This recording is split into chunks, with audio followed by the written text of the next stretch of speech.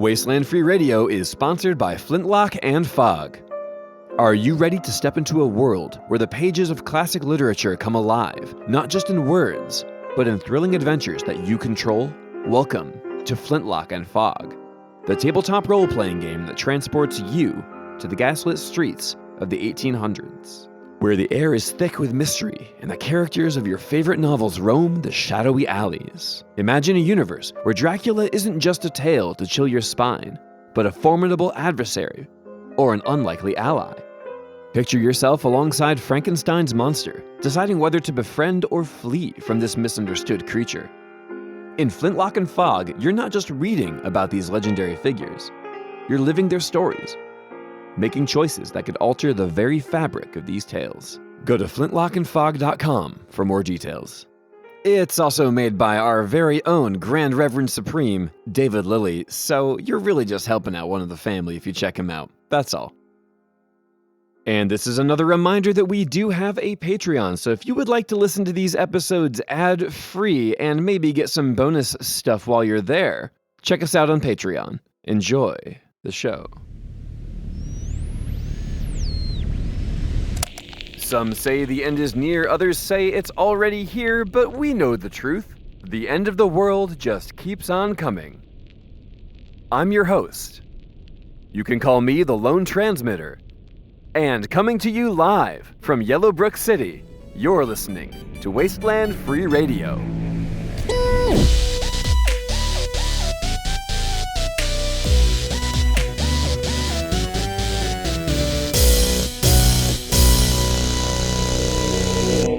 Local authorities surprised our fine citizens when, from standby mode, they issued an emergency referendum. I wasn't aware it was possible, I just assumed they were asleep and potentially dreaming about, well, electric sheeple, I guess. This isn't a reason to worry. Local authorities aren't the most upfront entity in the catalog of AI. They do this sort of thing even when running at their full potential. I have it right here. If you're familiar with other memorandums from our oblivious artificially intelligent overlords, this won't be much of a surprise to you. I'm assuming it's just another unenforceable mandate like the curfew at 2500 hours or the ban of untraceable communications equipment. Sure, before the Great Devastation, they monitored and regulated the entire city, or so the story goes. Local authorities managed food production, transportation, communication, all automated by a machine capable of learning on its own. But then, on the brink of annihilation, a computer was left responsible for the proliferation of the entire human race, and, to local authorities' credit, they did their best to protect all the humans within Yellowbrook City. But that's just the thing. They're only here to protect the humans. I imagine the programmers weren't intending to make a racist artificially intelligent algorithm, but that's what we have. And their command history is so corrupted, as are the rest of the files associated with anything from before the Great Devastation, that we can't make sense of much of it. Perhaps that's the worst part of the Great Devastation. The critical loss of data, information, vital historical records, and digital versions of 90s post-apocalyptic masterpieces like Waterworld. All lost to the apocalypse. Lost to an apocalypse. So from the dark and confusing depths of a sleeping artificially intelligent mind, here comes an emergency referendum. Ah yeah, just as I expected. They forwarded everyone in the city a poorly rendered image of a prohibition sign with the word zombies crossed off inside a red circle. Of course, I agree with the sentiment, but I still disagree with the flippant use of the Z word. It's just rude. But Yellowbrook is the second most secure city in the Radlands, so I do agree. Brain biters are not allowed. Yellowbrook residents and some locals should be familiar with the protective dome and its effects felt by passers-by, or in my case, passers-through. At first approach, you won't see the protective dome, because it's not made of stone or metal. It's an energy construct. You don't see it, but that doesn't mean it isn't there. And no, I'm not talking about having faith in things that aren't real. like the Space King or the Fire Gods. That's not my world, though. You can't see the protective dome, but you feel its pressure. A circle of not-so-gentle energy around Yellowbrook City.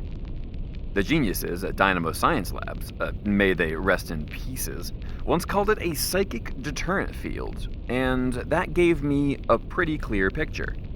If you didn't know you were coming up on civilization, you might just think to turn around. The closer you get, the worse it feels, the harder it hits. But once you take that first step away from the field, you feel like a new person, exhilarated, manic even. Yes, let's go that way. Give me more of that direction, Captain Serotonin says. And you walk away from Yellowbrook City, never even knowing we existed at all. So it's a double-edged sword. Does it keep us safe? Sure. Does it hurt? Yep. Do we want it? I don't know. Should we take a vote? Am I asking too many questions? Probably. Anyway, come visit Yellowbrook City. If you can make it here, your family.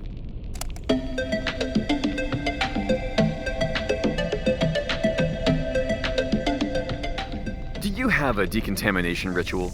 Personally, I just like to get it over with. It's a sensory thing. I'm sure some people love it. But for the choosy Radlander out there who really yearns to luxuriate in a burning bath of bubbles, get your dermal tissue over to Danny's Decon Shack. Danny Normal Hands has done it again and opened a state-of-the-art decontamination station in the heart of Yellowbrook City. Travelers can enjoy decontamination from many known contagions, viral infections, and every fungal agent we've encountered.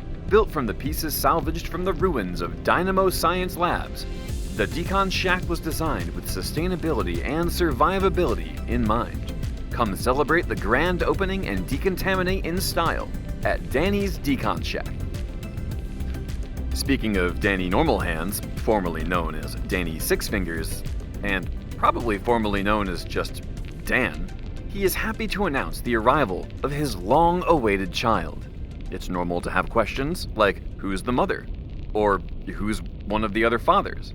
Or what do you mean long-awaited? None of us knew he was pregnant. Seriously, this was a surprise to everyone, and it's hard to keep secrets in a small town. Apocalypse or no, mystery pregnancies aren't the strangest thing we've seen in the Radlands.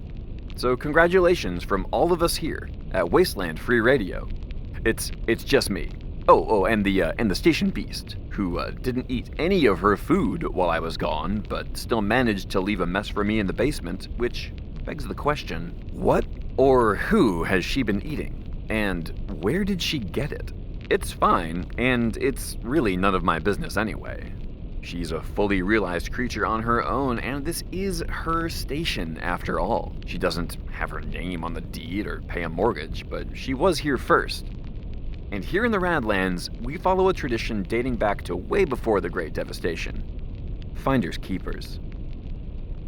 And arriving on schedule like it does every year, it is almost time for the Winter Sky Festival. For some people, the Winter Sky Festival is a time to celebrate family and friends, and for me, it's mostly just to celebrate friends. When your family is in a cave cult, and when I say that, I mean it, they live in a cave, still. They don't really see the sky.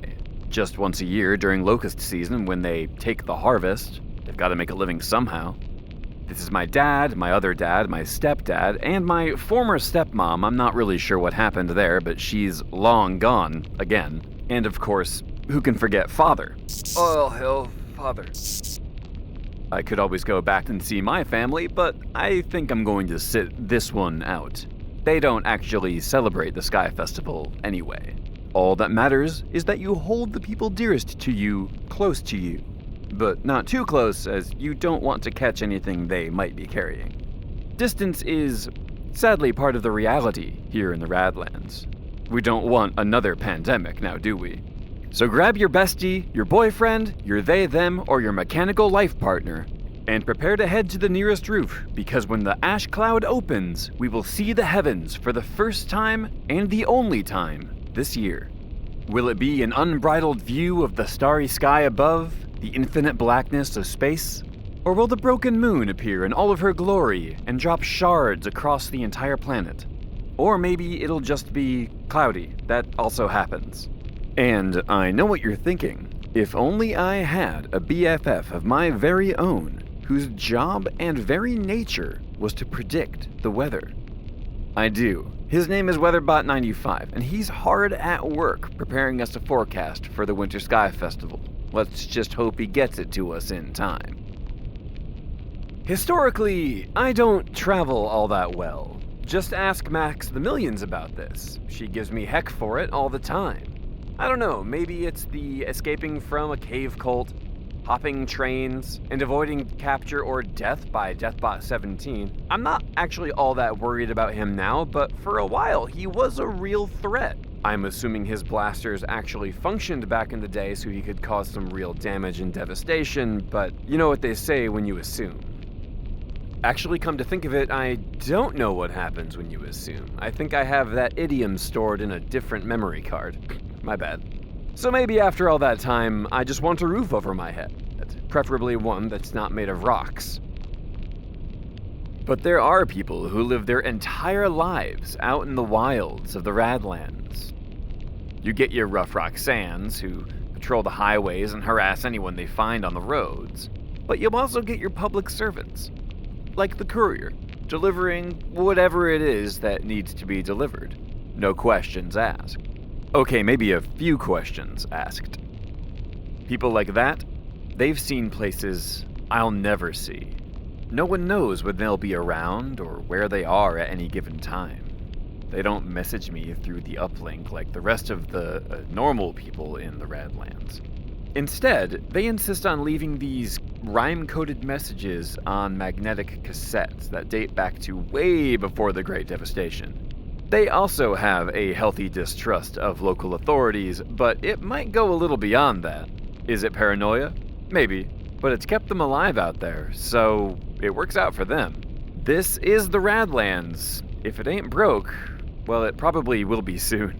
Anyway, I've got a handful of tapes and we'll be digging through this little by little, but first, let's get an audible update from the person with the parcels, the carrier of, news. I got nothing for this. I'm sorry. Enjoy this update from the Courier. You don't know my name. You don't know my face. But my voice, I'm sure you can place. We saw an end to the war, but word had to travel, even to the forgotten coast, where reality tends to unravel. Hundreds of clicks from anyone. An ancient city-state remains. Alive since the Great Devastation, it lives on, forever changed. Some claim to have seen it, but fail to retell the tale. Only to call it a liminal space before their memories fail.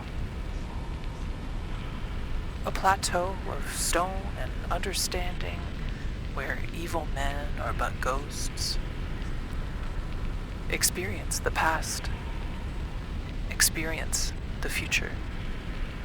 Experience the forgotten coast.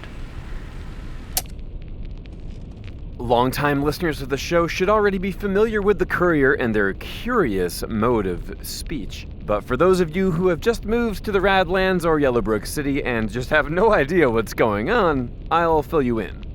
As we understand it, the rhyming scheme is a way of throwing local authorities off their trail. As I understand it. I don't understand it. But if that's what it takes for someone to feel safe out here, what's the harm in speaking in weirdly coded poetic advertisements for faraway lands? Where reality starts to unravel. Sounds like something Max would be into, but that's a bit much for me. I can't even finish a can of Zip these days without getting the shakes. In my rare but harrowing misadventures in the Radlands, I try to keep my eye out for pieces of the past. We can't build a new civilization unless we actually learn from the old one. I once uncovered a time capsule near Lithium City filled with all sorts of things. posters about peace and love, a functional microwave oven, and these little candies wrapped in tinfoil. Not sure what that was about. I don't go eating ancient candy I find in the wilds. But the station beast sure loved them. She got really cuddly afterwards, too. I once discovered an abandoned air museum with relics from the global wars that gave birth to the atom bomb. Thanks for that, by the way. In fact, my first radio was pulled out of something called a B-29. I can't believe we used to fly around the planet without a second thought. We, meaning people, not me. I wasn't around back then. I don't even know where the rest of the world starts. I spent years on the road, and I swear I've only covered around 50 clicks.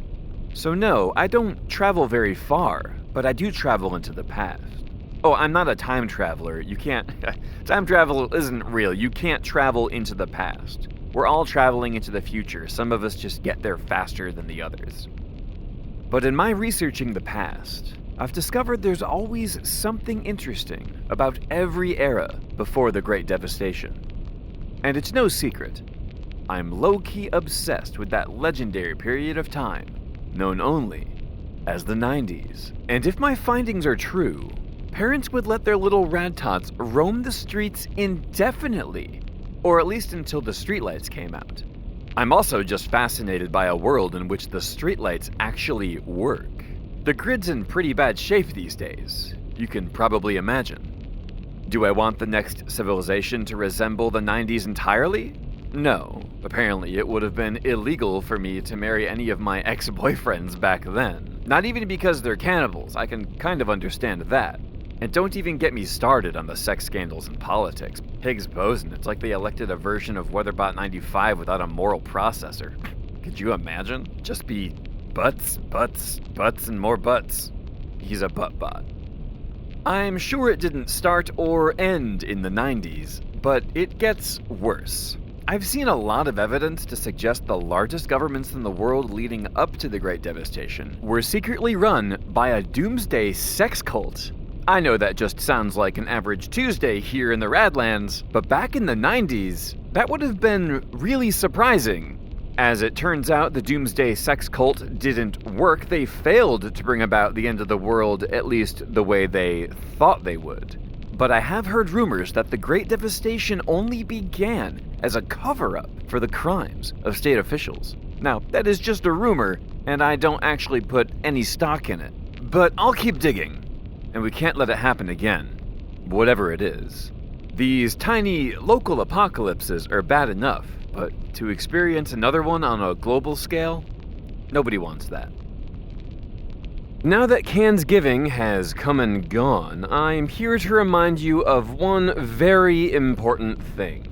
Yes, it's good to give away your extra things, but contaminated water is one of the worst gifts you can give this upcoming holiday season, especially when you're trying to be generous to those in need. And when it comes to canned foods, make sure you watch out for dents. I say this every year. Max says it even more often. Food poisoning is one thing, say it with me, but botulism is no joke. Now, I would love to give my stepmom a case of botulism as a gift for the Sky Festival, but they don't really believe in gift giving. It's part of that whole cult thing. What I don't understand is why she would so happily marry into something that subjugates everybody so openly, but I don't claim to be able to understand any women, or men, or anyone else. I understand robots okay. Maybe that's the cyborg in me. This Cansgiving, make sure you stay safe and do whatever it is you need to do to take care of yourself. I would like to talk to the idiot who put 2 huge family-based holidays within the same 60-day period. That is just too much stress for most of us. You have to put on your strong face. You can't let them see you cry. Your dads are fighting, all of them. And the only one that seems to pay any attention to you is Father. All hail Father. And if you ever go back to visit, you're expected to just take on the role you had as a radtot. And I'm not going to do that this year.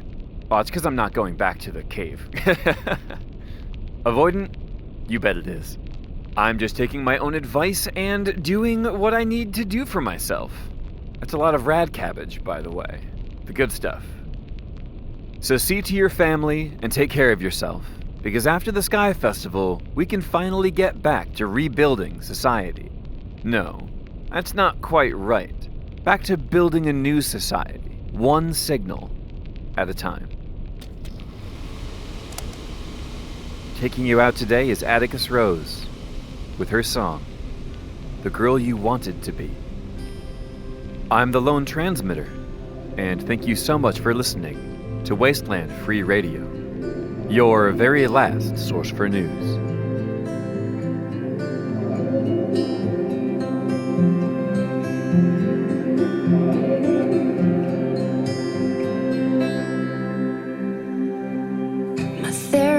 Told me I should write a letter to you. I responded, I'm not sure how much good that'll do, till I remembered you always like to try something new. So hey, you're 25 now. It didn't take you long to go from singing Alvin and the Chipmunks to this song you wrote. They always told you you're gonna grow up fast, so don't. And I just wanna tell you, everything turns out okay. The skeletons in your closet might scare you. Learn to look the other way.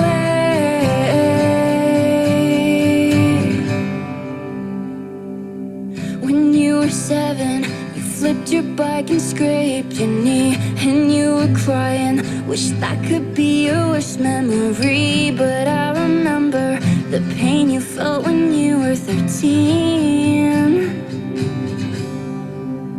The smell of alcohol in the air, the burning tears in your eyes, the way you lost your voice from screaming out to the sky, but learned you couldn't change God's mind. And I just wanna tell you, everything turns out okay. The skeletons in your closet might scare you. Learn to look the other way.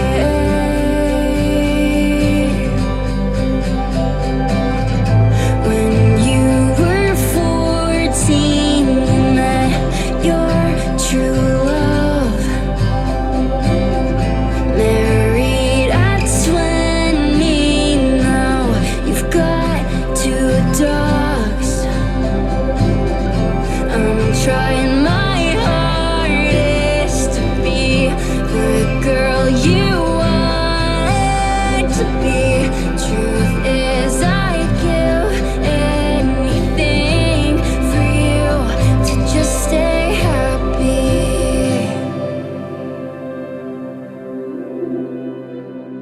This isn't goodbye, you and I are the same. You know you'll keep me young and I'll stay with you when you're old. They always told me you're gonna grow up fast, so don't.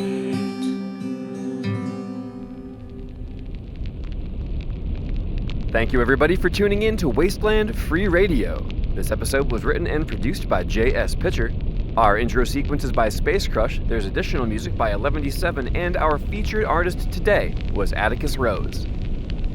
If you enjoyed the show, please leave us a review and a rating on whatever podcast app of your choice, and if you really enjoyed the show, please check us out on Patreon for bonus episodes and behind-the-scenes things. You know how it goes.